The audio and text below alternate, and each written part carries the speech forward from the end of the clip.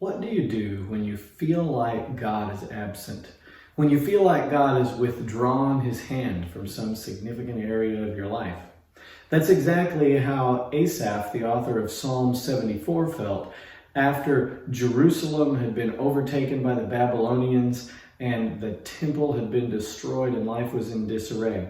He writes in verse 11, "Why do you hold back your hand, your right hand? Take it from the fold of your garment and destroy them." He's been lamenting about this thing that's gone wrong and about how God doesn't seem to act. But then here's where he discovers the cure for that attitude and that stress in verse 12.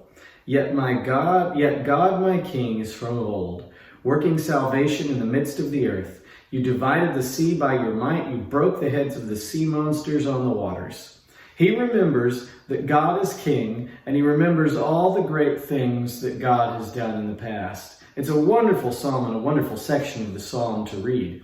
And it encourages us to do the same thing. When we have some trouble and we feel like God has just taken his hand off of me and allowed these bad things to happen, where is he? We should remember that God is king.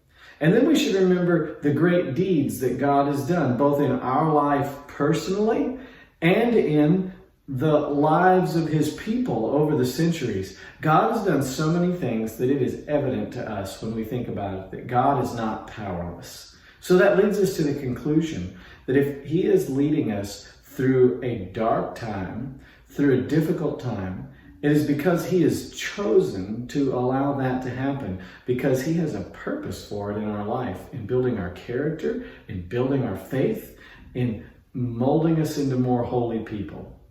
You can wait on the Lord through your trials when you remember that he is king and he's capable of acting in the instant that he knows it's the thing that is in your best interest and the best interest of his kingdom. Have a great Thursday.